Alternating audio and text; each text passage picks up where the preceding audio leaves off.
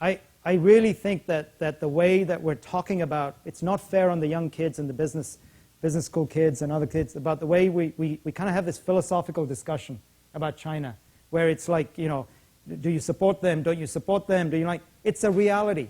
Yeah. And the reality is, and when you get to that kind of place, you get past the question of whether China is going to exist or not exist, or it's going to be successful or not successful, and you get into understanding how a large chunk of your destiny is dependent on working globally, at least with China, with India, with a lot of different people. And it is the way it is. And I've got a 9-year-old, and the last thing I want my 9-year-old to do is debate philosophically whether she has to understand how things happen in China. So one of the other things is people don't visit there that often. They go to the big cities. They eat in fancy restaurants. They come back, and they think it's the US, right? So they come back, and they go, we could build more Best Buy stores, right?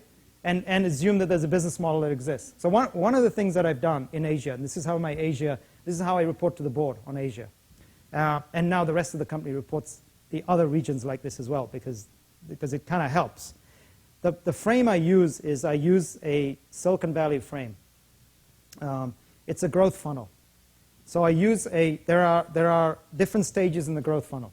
I have businesses. I have ventures that may turn into businesses. I have experiments. Experiments are things that you're trying to test out very specific assumptions. And I have ideas that you're incubating. So what I do in Asia right now is I give my update as a portfolio in that like funnel. So I say my 5-star business is a business. Now what do I have to do with the business? The leaders of that business are accountable for growing that business, building an ethical culture in that business, building responsibility, building leadership, you know, and growing that business.